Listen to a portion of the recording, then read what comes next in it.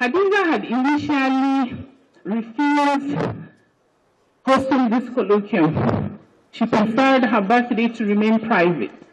However, her friends, her family feel differently.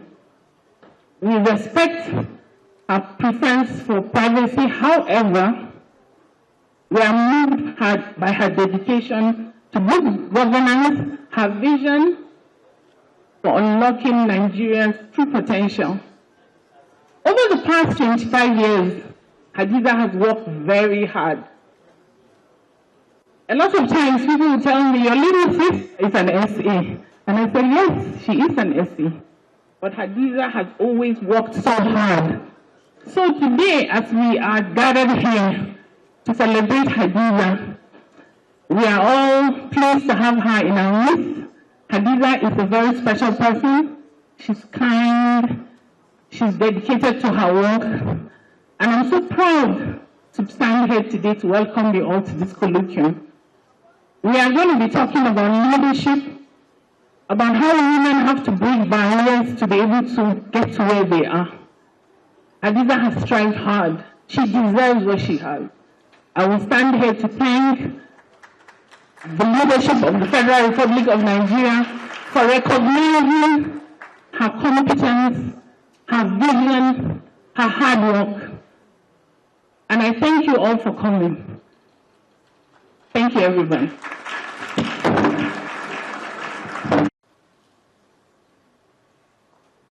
Marking the 50th birthday of my dear friend and sister, Bala Usman, a confidant and a sister of over 3 decades.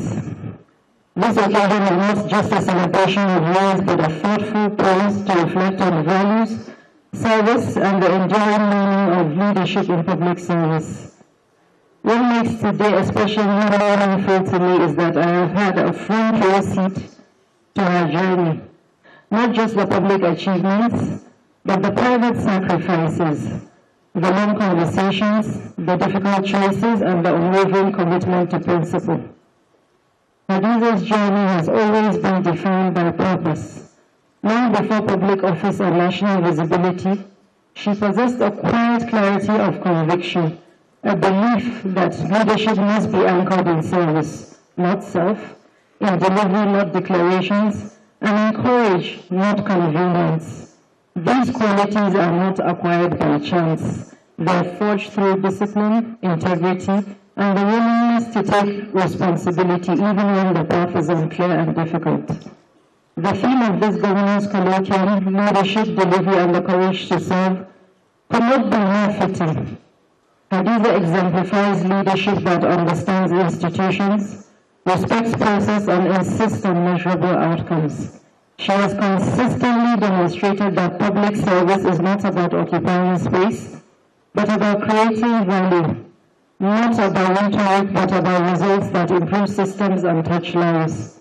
It is no surprise that this gathering is graced by such distinguished personalities and so fittingly chaired by the Vice President of the Federal Republic of Nigeria. Your Excellencies, distinguished ladies and gentlemen, permit me on a light personal note. For someone turning 50, Hadiza has managed the impressive feat of not aging, only deepening. She has grown wiser, stronger, and somehow even more focused. If anything at all, 50 seems to have met Hadiza and decided to behave itself. I'd like to also use this opportunity to welcome her husband seated here.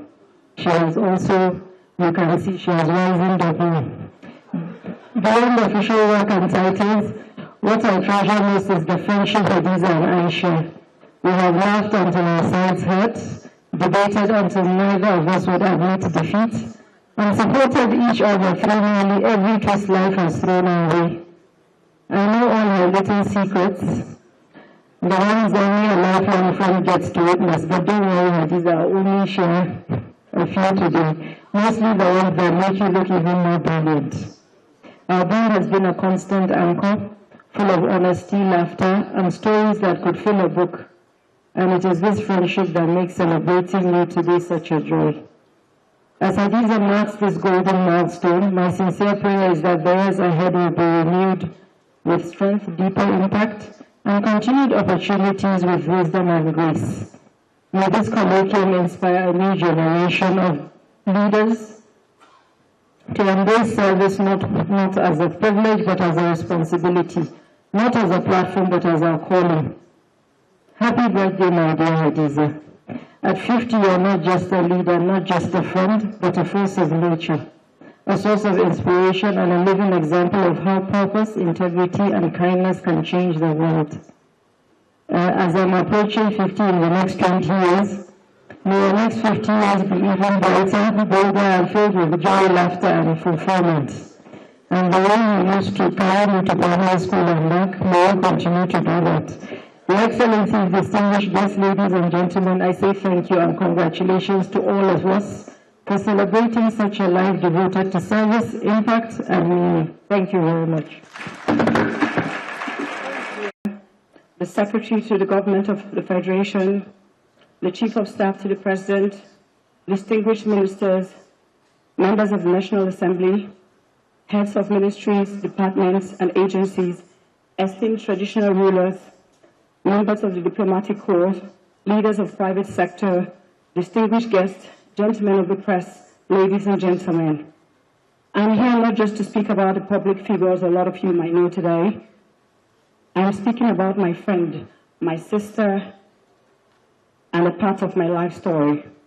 I met Hadiza Bala Usman before titles, before office, before public service define who her name is today. I met her as a young girl, living very close to my family home. That proximity became friendship, and the friendship became the bond that has only grown stronger. We rode bicycles together through the quiet streets of Zaria. We laughed freely, we dreamt loudly. We believed that we could shape the world. Even then, Hadiza was different. She was careful, she was methodical, she was prudent. When the rest of us spent our little allowances whimsically, Hadiza would not. She was careful, she was intentional, she was accountable. She could go for weeks without buying a single thing. Since our days as children, and my friend would ask, why do I need to buy it if I don't need it? And when the rainy days came, as they always do in life, she would be the one that would still reach out to the one that she has kept aside, and she would get other people out of difficult situations. She did this not because she wanted praise, it was just because that was who she was.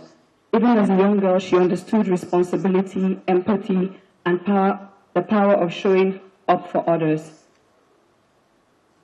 There was a moment in my life which I hold very dear to my heart.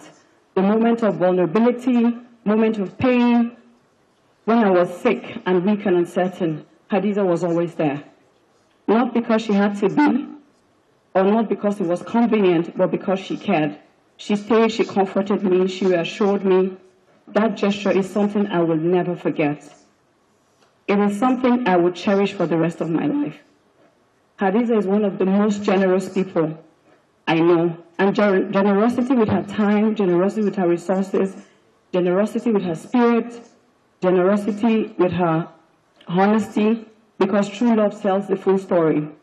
Hadiza can be tough, very tough, with the same passion with which she is reasonable and considerate.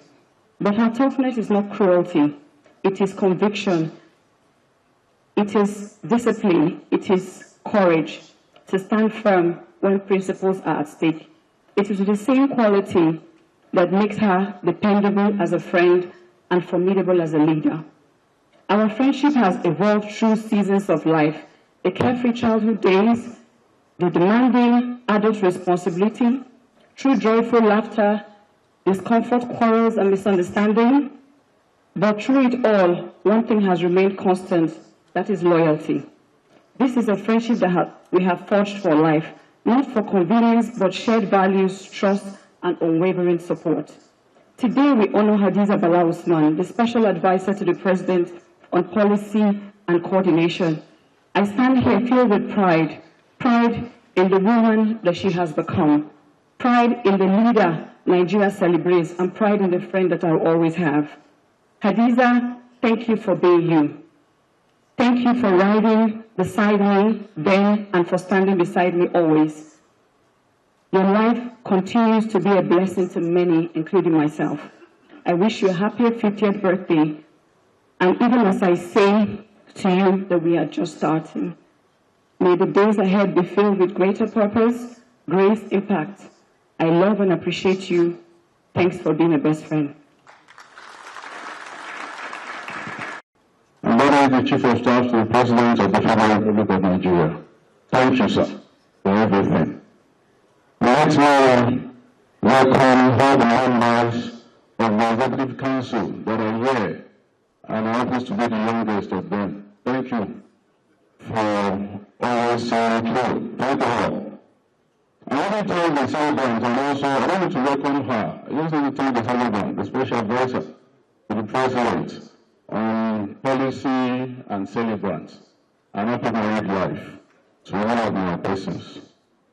And also the distinguished guests, the former governors, leader, protocol, and everything. It is a great honor to be part of this special event. I feel I'm honored to be part of those that will have a good message in this organized celebration of the 50th birthday. But on this occasion, it is not just about the celebration of life of which she is. It is to recognize the service, the integrity, and the commitment to the improvement of the public institutions in Nigeria. On behalf of all the young people, even the Federal Ministry of Rural Development as a point of contact, I wish to appreciate the great support we have committed and we have received from the celebrant. Our ongoing efforts to drive a reform together with one of those agencies that is 2 years older than her, and which is the NYSC. And clearly, to confirm that our views and renewal, our impact, and more of what everybody has been saying, relevant in the public service. You can tell me that the big sister, the auntie, the mother, is supportive by nature. Doesn't need to know you, and you doesn't need to be your favorite. She's supportive to many initiatives that will bring a lot of empowerment to the young people of this country. For that, I will continue to celebrate her every day. Thank you for what you do. And for all the great capacity delivery results, we will continue to honor her beyond policy reform and beyond the mouthpiece. Auntie, sister, mother, And also, you can call her mentor because she's mentoring a lot of young people, like they said, all. And I pray, inshallah, we will continue to follow and learn to your lessons. As an headmistress, ma'am, remain loyal and be who you are. I congratulate you, and I congratulate myself for being part of this great strength of wisdoms and impact that we created. And impact in the service of the nation and to every young people that works around you. Thank you very much. It is just to say thank you, and thank God for your life. Thank you, and God bless you. Your Excellency, the Vice President, got to keep providing you.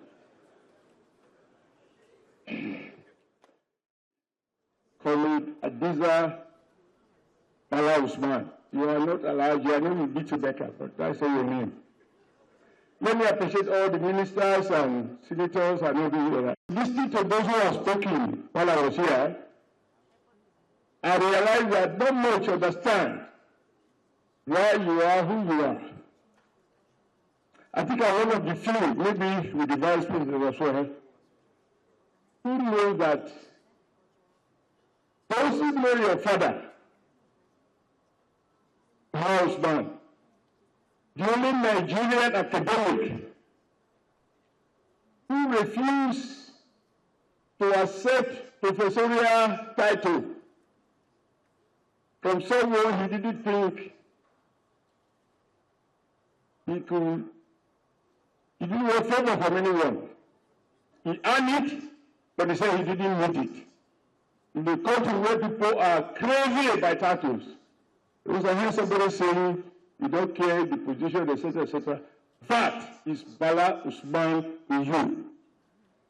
I don't understand. I listened, somebody said, you are peaceful, you are stubborn, you believe in you have eye for details, etc. And I said, that is the Bala Usman in you. So tell me your father and I will tell you who you are. I was very privileged, which is why I feel always indebted to you, because the reason all of us must strive to do good and make known is so that our children, even if we don't get the benefit, our children will get the benefit.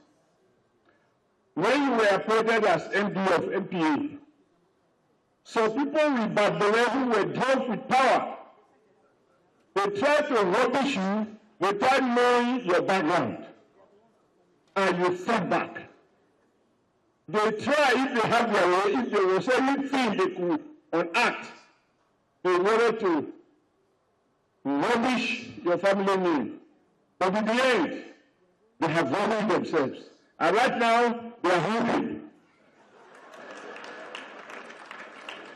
That hunger, even as they had a pot belly, that hunger is lacking the capacity to misuse power, to oppress even the best collection among us.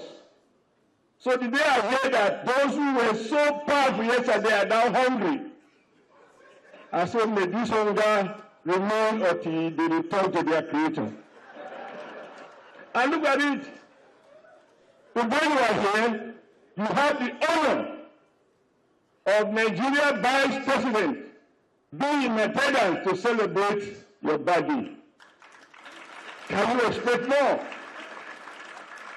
Why does he want to rubbish you remain in hunger? And after some time they will be starving. You have the Secretary to Government, you have the Chief of Staff, and then we anonymous.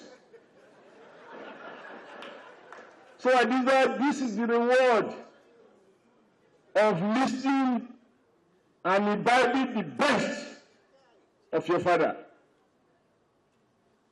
I don't know why I choose to talk about your father, but people can't understand why you are different.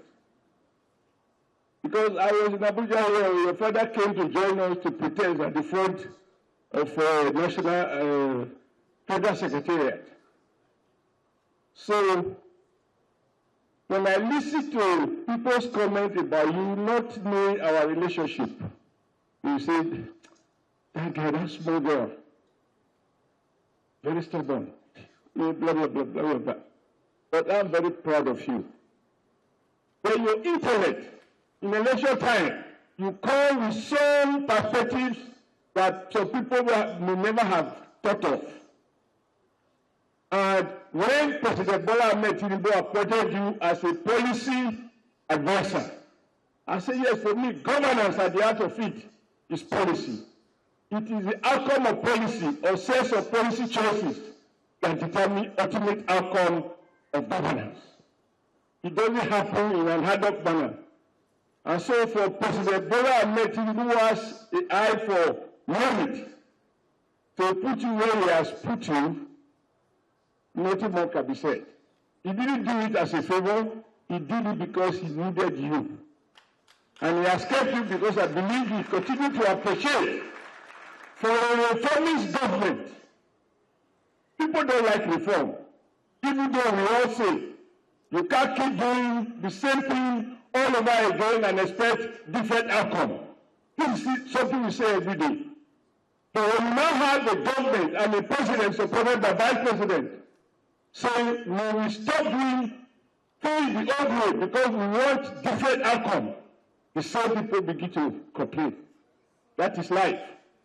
But for those who are convinced about the future, they will rather take all the risk to formulate new policies and execute them ruthlessly so that tomorrow can be better than today.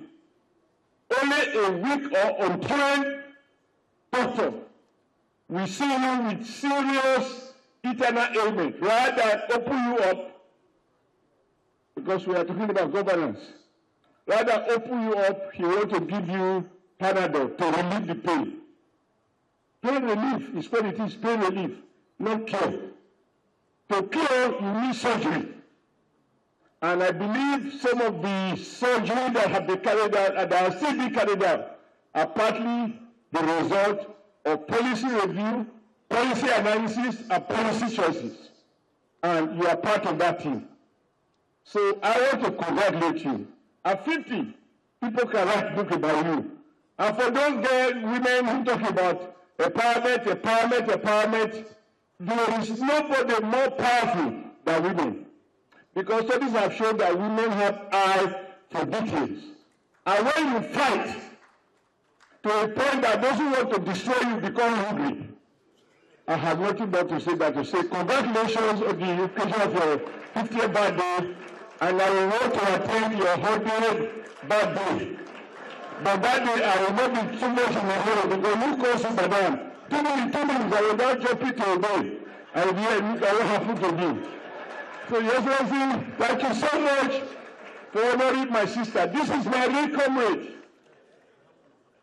who has the heart of gold, but also the strength of steel to deal with people who will end up in hunger. Thank you very much.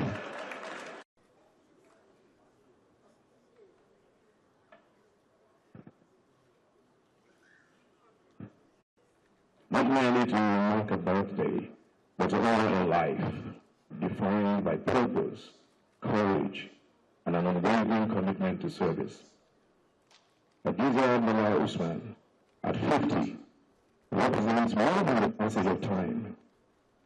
It represents a rare and disciplined journey through public life.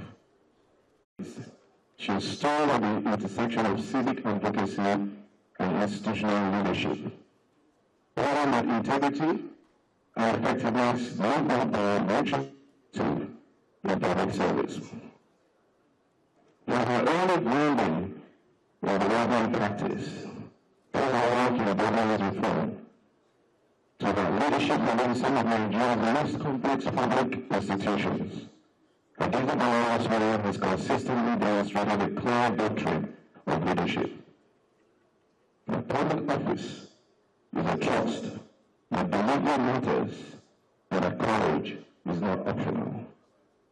In 2014, following the abduction of the Chibok schoolgirls, she co-founded the Bala Girls movement and a sustained civic intervention that gave voice to those young girls and all children there.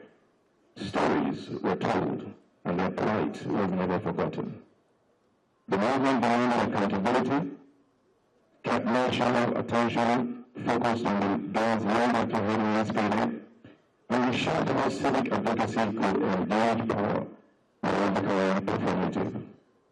It was one of the most consequential civil society actions in Nigeria in the recent history, both in scale and in endurance. When she transitioned forward into government, that same seriousness followed her into office. As chief of staff to the governor of Kaduna State, she played a central role in coordinating, executing, and enforcing government policies, ensuring that policy intent translated into action. She brought structure to governance, clarity to priorities, and an insistence on fair play that defined the administration's working culture. Her appointment in 2016 as managing director of the Nigerian Ports Authority by the late former president, His Excellency Bala, DCFR, marked a historic moment not only as the first order to lead the institution, but as one entrusted with the reforming one of Nigeria's most strategic and complex agencies. During her tenure, she prioritized transparency, integrity, operational accountability, interagency coordination, and institutional reform. She applied the role not as a figurehead, but as an administrator deeply engaged with systems, processes, and outcomes. And long after her departure, the standards she enforced continued to shape expectations within the institution. Notably, she exercised authority without spectacle. She governed with discipline, made decisions grounded in policy and evidence, and maintained focus in environments often resistant to reform. In doing this, she expanded what was possibly unexpected of women in positions of great power, not pure rhetoric, but full performance. Beyond the offices she has held, Bala Usman has remained consistent in character. In spaces that test resolve, she has shown restraint. In moments that demand firmness, she has been decisive. In a power culture that often rewards excess, she has remained measured, serious, and deeply institutional in her approach. Now, this colloquium is therefore likely from the not of a celebration of personality, but as a reflection on leadership, legacy, and service. It invites us to consider what it means to build up effective democratic environments, to build institutions that endure, to deliver results without compromising principle, and to reward one another. For me, and to me, with an ensemble, a quiet achiever, all prefers to work quietly in the background without recognition, whilst achieving much. She is a rare combination of beauty and brains. My dear sister, as I mark this milestone, I thank you for your service, your courage, and for reminding a generation that public leadership can be principled, disciplined, and humane. At 50, you stand at a point of different influence, continued relevance, and earned authority. The example of leadership you have set will continue to inform conversations about governance, about political and administrative leadership, and about what it truly means to serve. Khadija, by nature of her job, works very closely with the office. She has been an absolute delight to work with. I thank you for having value to my office and to this administration. On behalf of all brothers here today, and many more who aren't here, but whose lives have been shaped or otherwise impacted by you, I wish you a happy 50th birthday. May the years ahead be marked by clarity of purpose and continued impact. May you live to enjoy many more years of peace, prosperity, good health, and the abiding grace of our living God. I will, however, not leave this forum without a parting shot. As many of you may not understand the extent of closeness I have a very share with Hadiza.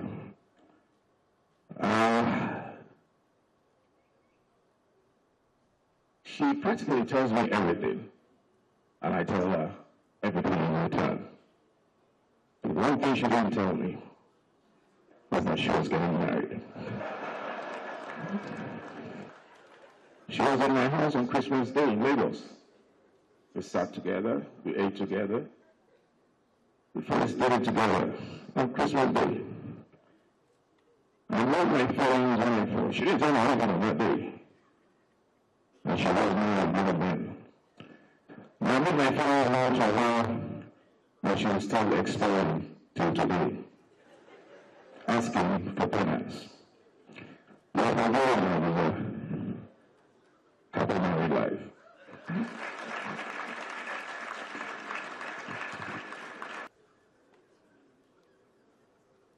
There's a style for mounting the staircase, you know. You have to get the style. Shettima Kashi, members of the National Assembly here present. Others, sorry, no sorry. The Chief of Staff to the President of the Family, Gbajabiamila JCOA. To Honorable Ministers and colleagues. Top presidential advisors, particularly the celebrant, Hadiza, Bala, Usman, KIKO. Hadiza, did you hear that? I said, Hadiza, Bala, Usman, DIKO.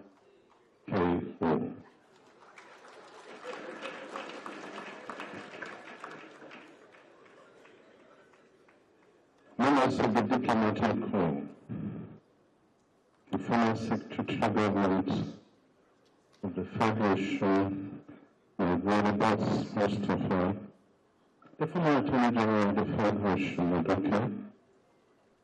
top government functionaries, heads of agencies, invited guests, gentlemen of the press, ladies and gentlemen.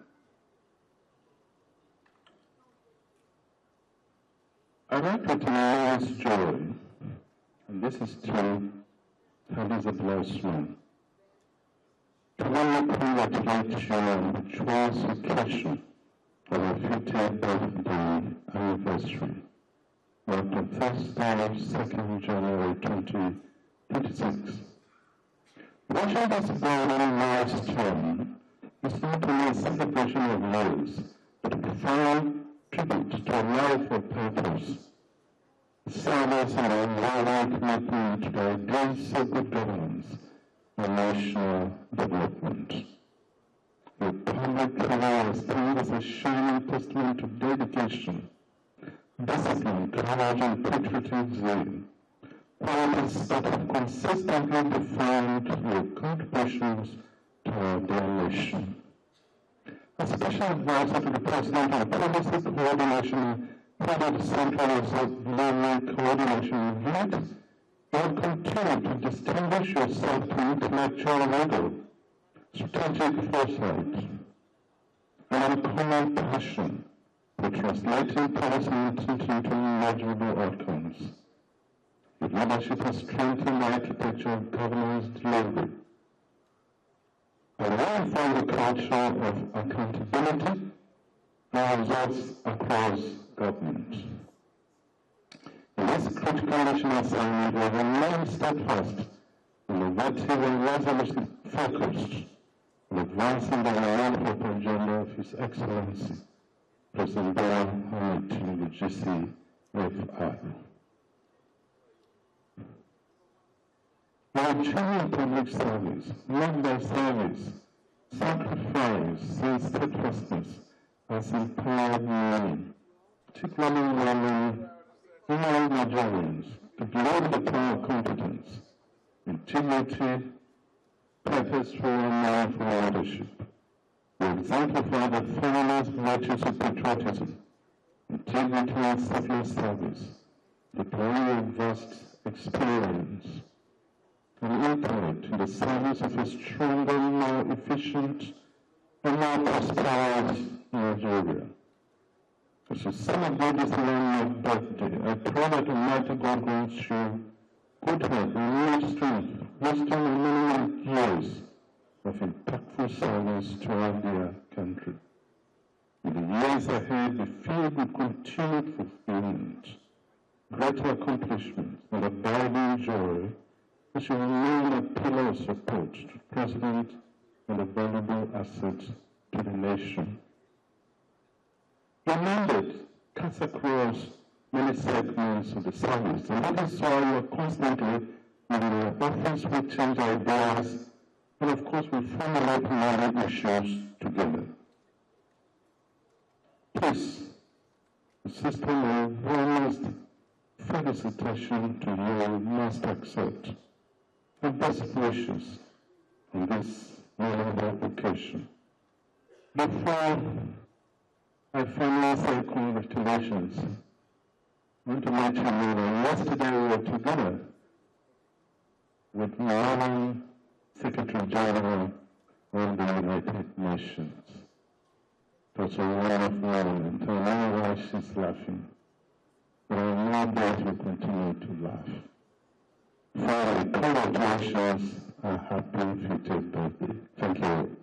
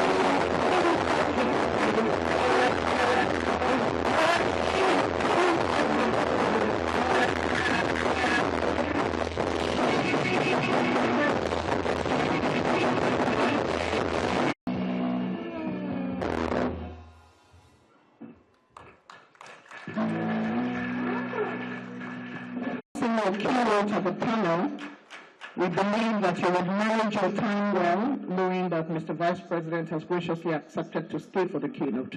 Please manage your time well. Thank you very much. Gentlemen, it's a great honor to have been asked to deliver the keynote address at Hadiza's 50th birthday. A lot has been said about Hadiza. She's been my sister for some 21 years now. And my role is not to add to all of the eulogies that you've heard. My role is actually to spark a debate about leadership, delivery, and the courage to serve. Just like Hadiza, I was 50 while I was in government. And a number of the panelists that will be discussing my presentation also turned 50 during their times in government. So I see my brother, Tanwi Dele, Auntie Abiba, Waziri. Mohammed is not there yet, and Risala is not there yet, but hopefully they'll get there soon. So what I'm going to do is, I could mention 50 things for each year of Hadiza's life. But we don't have time for that. So I'm only going to talk about 10 things. And each thing will represent about 5 years. So we'll come to will come to 50 years. And each of these 10 things I say is probably enough to form a chapter in a book by itself. So I'll say them very quickly. And I'll try to say them in such a way that will mention the names of every single person that I'll be discussing my paper today. So, number one is that serving our country at a senior level is a great privilege.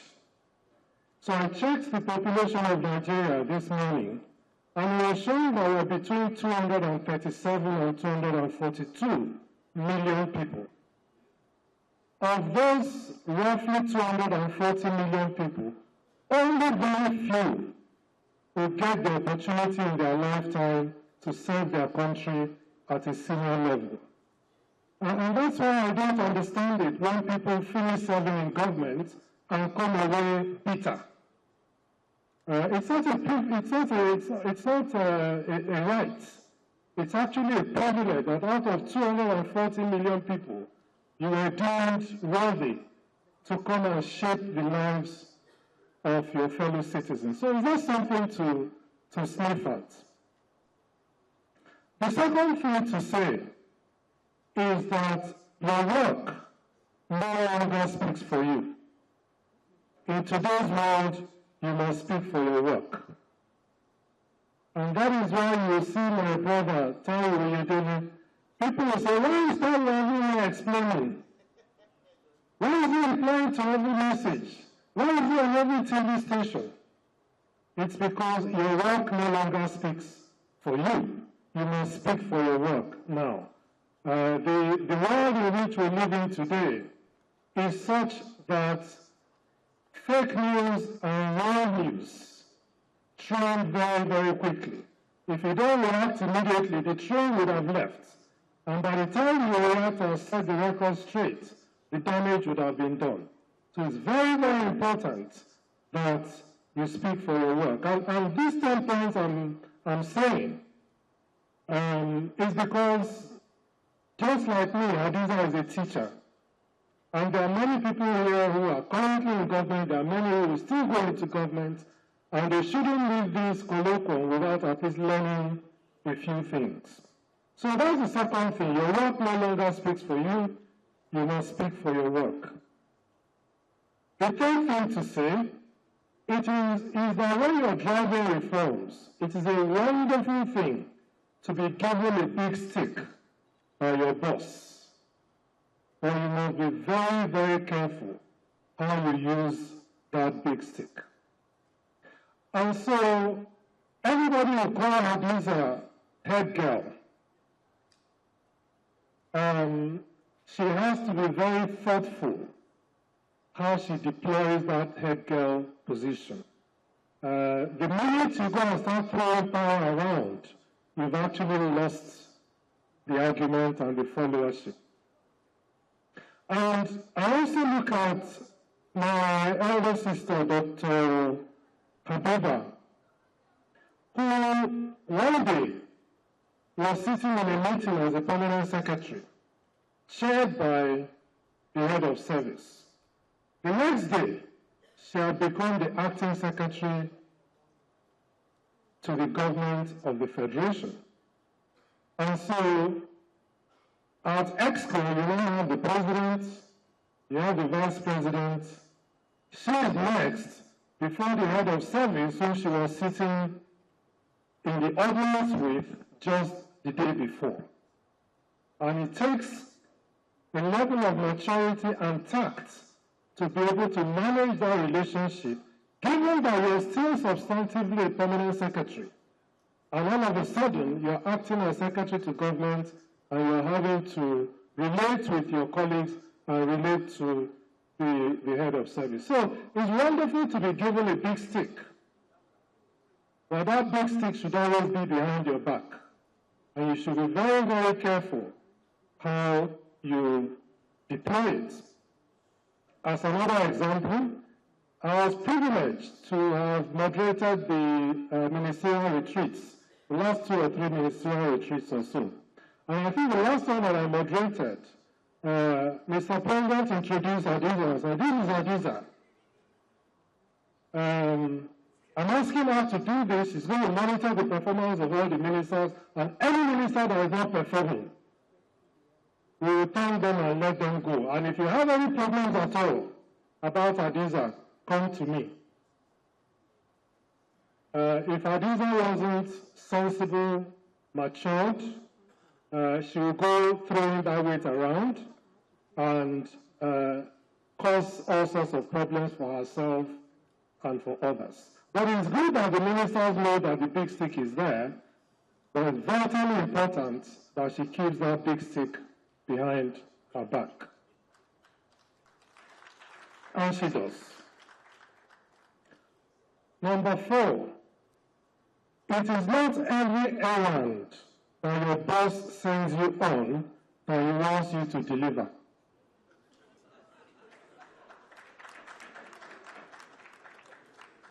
It's not every errand your boss sends you on that he wants you to deliver. So I'll give you an example.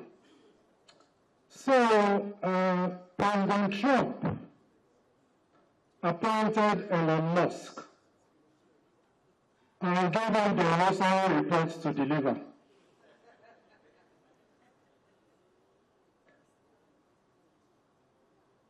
Do you know what I did there? Do you see how I brought my advocacy for the implementation of the Oshiomhole reports and the cutting of the cost of governance to the President of His Excellency, the Vice President, and the various ministers here present? Because the President might want to do something, but political will is multifaceted. Political will doesn't only come from the President. It comes also from the political party. It comes from the cabinet. It comes from your colleagues. So it's actually not enough that the President says, go and do this. You also have to manage the various constituencies and the various bastions of power around Mr. President for you to be able to deliver that errand that he sent you on. And there are times that, particularly as an advisor, you offer advice and your principal doesn't do it, doesn't follow that advice. You mustn't take it personal, because your boss is also under their own pressures. For instance, President Trump might want a big, beautiful bill, at the same time as he's telling you to go and cut the cost of governance. And so it's important to understand when you are giving advice and that advice appears not to be followed, it's important to understand why, what impediments might be facing your principal, and see how you can help them to address that impediment. Number 6, leadership is hard.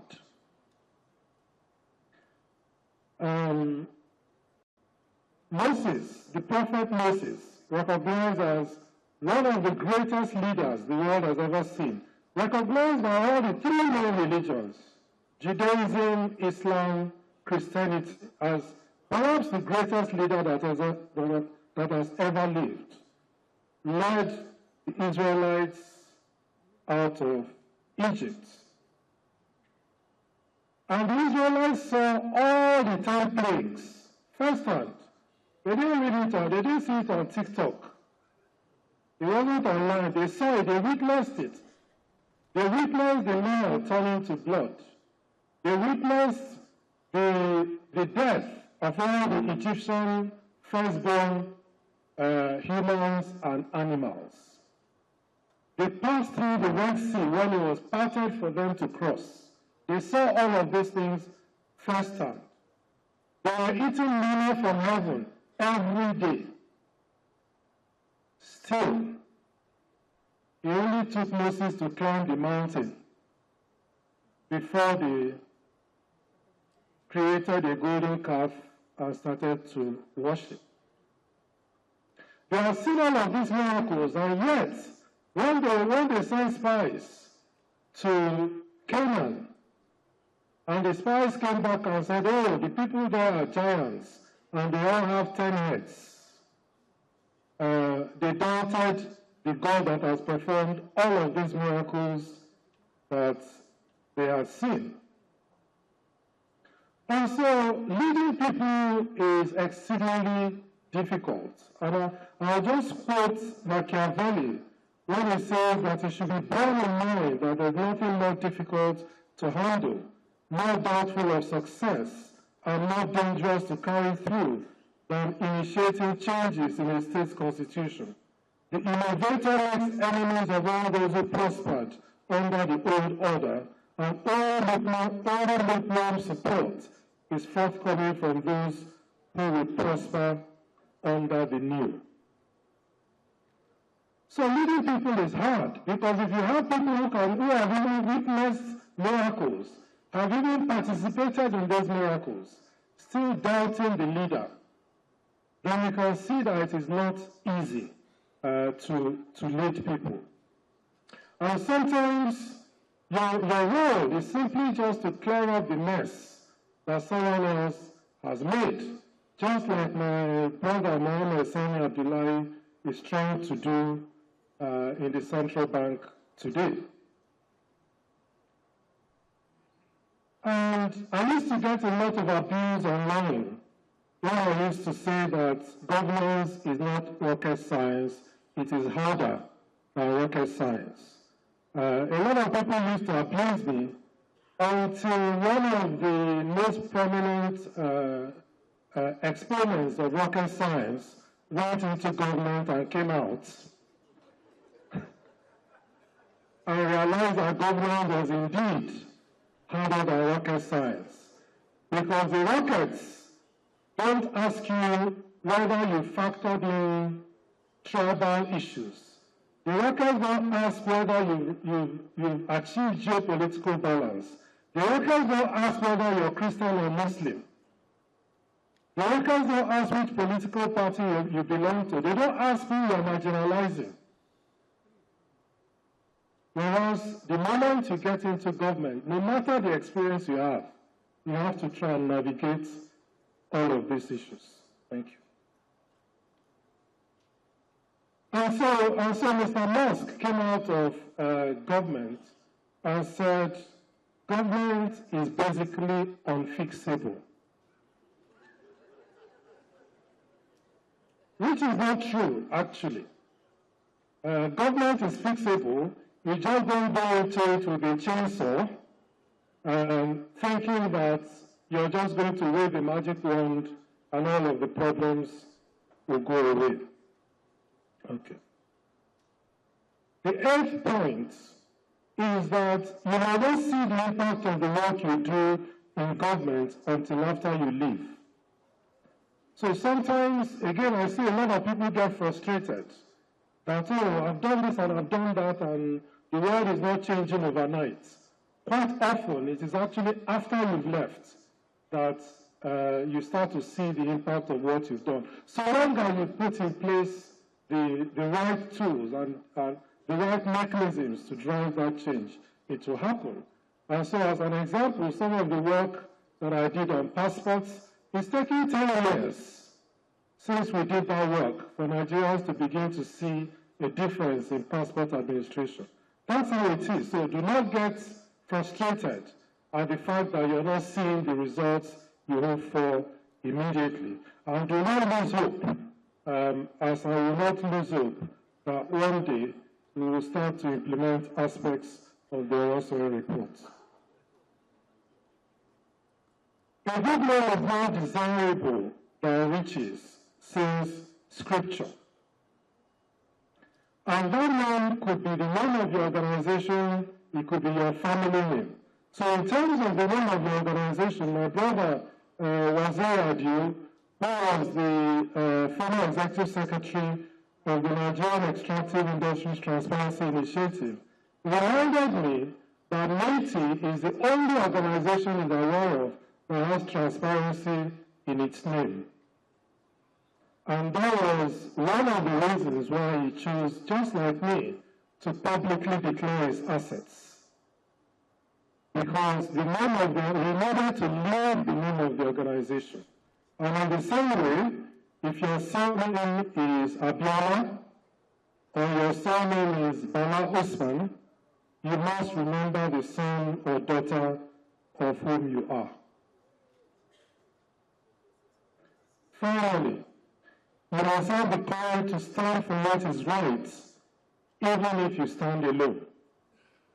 Again, Dr. Bala, when she was permanent secretary in charge of the Ecological Fund Office, decided that the Ecological Fund was no longer going to be just a slush fund that was used for political purposes or other purposes, and that it will actually be used to fight the ecological challenges that the country has, from desertification to erosion to flooding.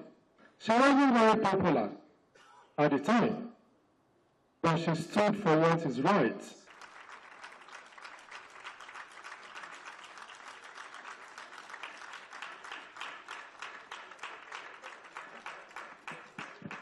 The whole process of holding this colloquium, I've been kicking and screaming about it because I don't want attention. More so, I kept telling them, who's going to come? Who are you going to invite? How can you get 200 people to come? Why would 200 people come for any such colloquium? So I believe that these are things that a lot of people are not aware about me. Some people feel I like to be out there, but it's actually contrary. So I'm humbled today. I'm here before all of you. I have a span of audience from my family that came all the way from Musa to come and be here with me, to my colleagues that sit at the Federal Executive Council, to my friends that were my friends when I was 10 years old, 11 years old, 15 years old, people that have been with me through thick and thin. And that really, truly humbles me today. We also have a team of people that just see me and asks for an invite to be here. There are a lot of young women and young men that always meet me and ask me about, oh, we look up to you, can we have a word with you, can we? So a lot of them are here, and I feel truly humbled that you're all able to come here today and celebrate me. I'm not one that likes to celebrate myself, but today I'm here listening, and as she said, I cried because I really feel very humbled by all of you here.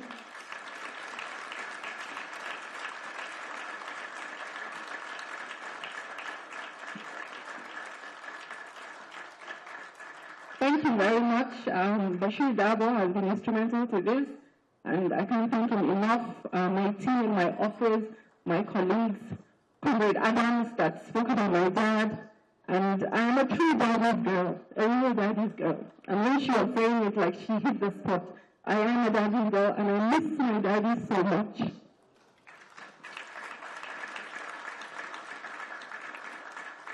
So thank you all for coming today, and I truly appreciate everyone. There are a lot of people that I'm not able to mention. Former Attorney General Adoke has been a strong anchor supporter of me all through my dramas across MPA, coming into the government, and also the aspects of my life that speak to the politics, election planning, Comrade spoke to aspects of things that not a lot of people are aware about how much involved I am in election planning from 2015 to date. And I would like to thank everyone for coming. I really appreciate it. I'm touched from the bottom of my heart. Thank you all for coming, and God bless us all. His Excellency, Vice President Kashim Shettima, it is my singular honor and privilege to invite you to deliver your speech, sir. Thank you very much.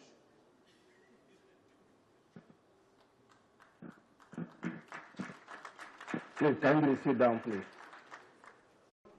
Eugenia Yumoy Adamu on 19th October 1962. She holds BA English in 1981 from Ahmadu Bello University, Zaria, when I was a secondary school pupil with short knickers. She's a writer, she's a journalist, and of course she's a poet. He holds an MSc in Contemporary Policy Studies from City University of London in 1992, and an MSc in Creative Writing from Steele University. So he worked for 17 years an anchor on Prime MTA News at 9 p.m. So if you hit me, I will hit you back. The Speaker of the Federal House of Representatives, ably represented by the leader of the Northern Caucus of the Federal House of Representatives, Right Honorable Al-Hassan Ado Dogwa. In the First Republic, we had very colorful politicians. In the bowl of Justice Okote Ebo, Adegoke Adelabo Penkele Messi, we had Ladoke Akintola, Kingsley Ozumba Mbadi, the man of timber and caliber, Malam Aminu Kano. And in the Second Republic, we had Busari Adelakun, Lamidi Adedebu, Sabo Bakinzo, Mohammed Abubakar Rimi, Yusuf Bala Usman. And in the current dispensation, the whole political space is populated by careful cereals who do not want to disturb the apple cart, except for my very good friend, the cart, the return of the godfather, Adonis Ali Eric Oshiomhole. The senator representing Edo North, a very colorful, but you did not dance. I think you need to dance and entertain the people a bit. The card with 9 lives, the longest serving public servant in Nigeria. He was variously the director of protocol in Benue State, a permanent secretary, a governor of Benue State, a 3-time senator, a minister of the Federal Republic, and now secretary to the government of the Federation. Akume, George, Senator George Akume, Hugo Dajo, Ada Agbaga of the North Central Sub-Region. So when they were helping him to come down the steps, it wasn't true. He was putting on an act. Because not only Hadiza that should be accused of conspiracy of silence, the LDF equally got married.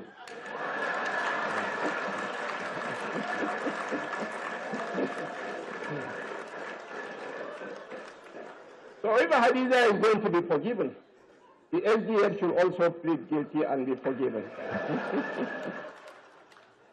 The Chief of Staff, Mr. President, my brother, Right Honorable Gbajabiamila, my colleagues in the Federal Executive Council, too numerous to mention. There is the Minister of Agriculture and Food Security, the Honorable Minister of Health, Information and National Orientation, Water Resources, Youth Development, Skill Development, Minister of State FCT, Honorable Minister of State Education, Honorable Minister of State Health, the Honorable Minister of State Works, and the Honorable Minister of State Industry, Senator John Owa Eno. Of course, the Deputy Governor of Yobe State, representing his governor, Idi Berde Kubana. Our dear celebrant, the head girl, Special Advisor to the President on Policy and Coordination, Hadiza Bala Usman. I would rather not use that word Hajia. She's not fond of it either. Hadiza Bala Usman and her dear husband, my friend, my brother, the chairman of the National Sports Commission, Malam Shehu Diko. The kids and members of the Usman Liman Durbin Kasina family, the Director General of Neyman is Zubaida Umar, who was part of the conspiracy of silence that denied us the knowledge of the consummation of the marriage. The Registrar General of the Corporate Affairs Commission, Hussein Ishaq Magaji, the MD of NNPC Trading Limited, Mariam Sani Idris, my very good brother, the CG of Customs, Bashir Adewale Adeni, Special Advisor to the President on Special Duties, Dr. Aliu Umar Modibo, and all the senior presidential aides, Deputy Governor CBN Mohammed Betijo, Prince of Government agencies and parastatals, members of the diplomatic corps. I want to single out for special mention for my very good friend, former Ekiti State Governor John Kayode Payemi,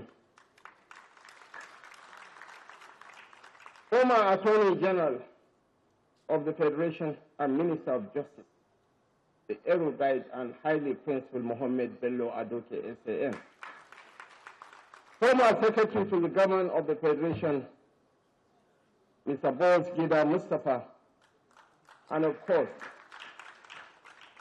a very humble and self-effacing Tunji Ololaki, former Acting Secretary to the Government and former Special Advisor to the President on Policy Coordination, Dr. Habiba Lawal, distinguished invited guests too numerous to mention, members of the fourth asset of the realm, distinguished ladies and gentlemen. Today we celebrate a distinguished daughter of the nation whose career stands as a master class in public service. At 50, Bala Usman exemplifies what it means to give oneself fully to the service of country. Fresh out of school, he did not wait for permission to matter.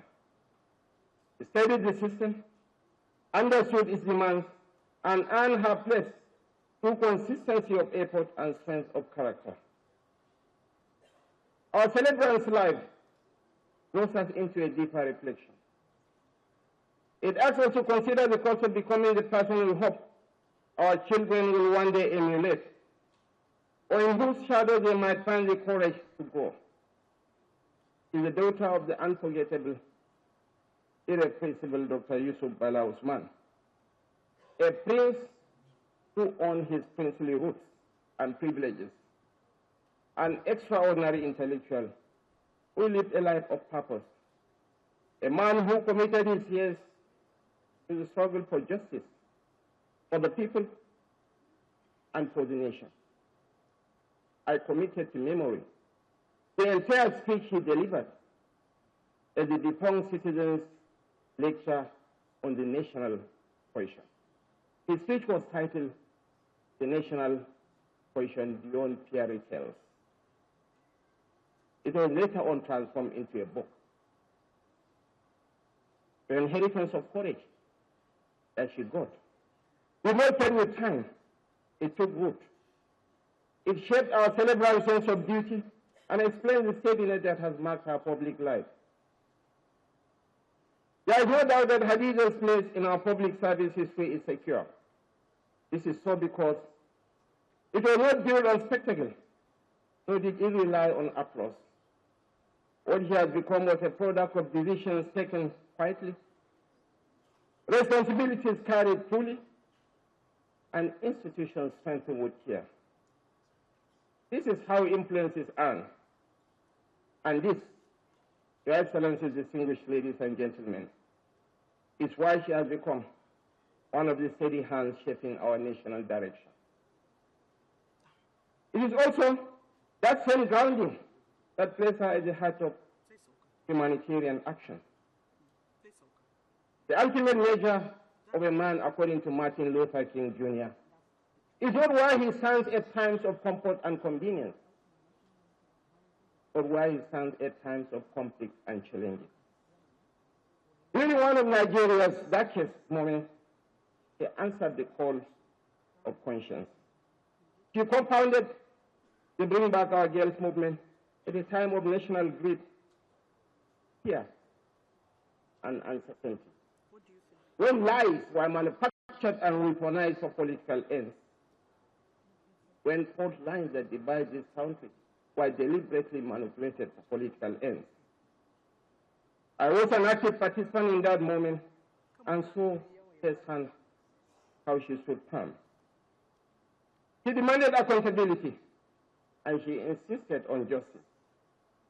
It was a reminder for all of us in public service that service to country begins before and after office, and even without a title. No.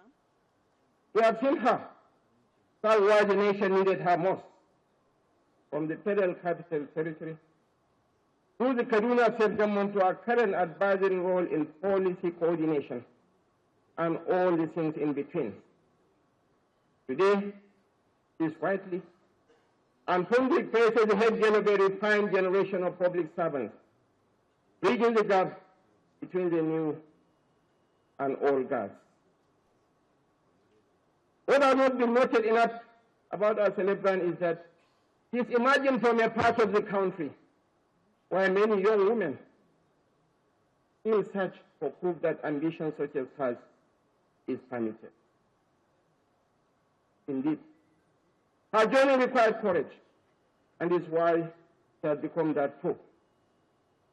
She is a mirror, not only for the northern girl, but for the nation itself.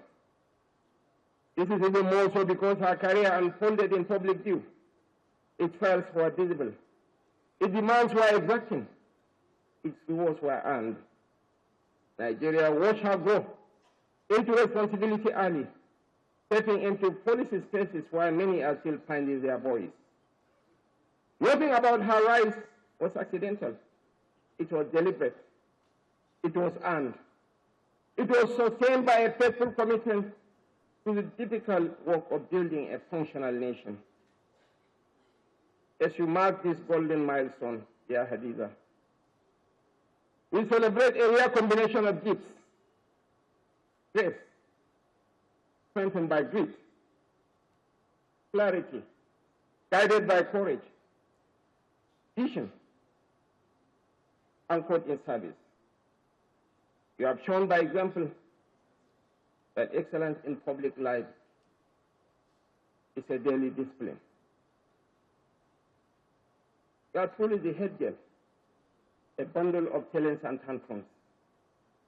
It's cheaper to be a friend to Hadiza than an enemy, because she is capable of defending her cause. I have no doubt that your parents will both have shared in the pride we feel today, the pride of this nation.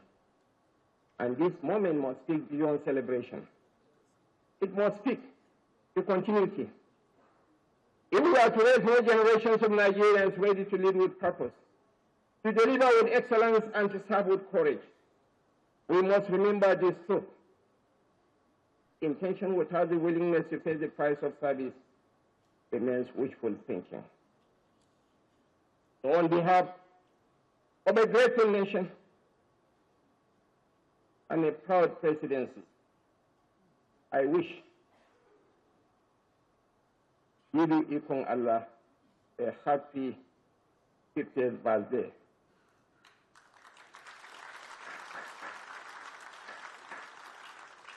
May the years ahead carry the same sense of purpose that has defined the years behind you. And may your example continue to guide those who still believe that service, when well done, can ennoble a nation. Thank you so much for your attention. And God bless the Federal Republic of Nigeria.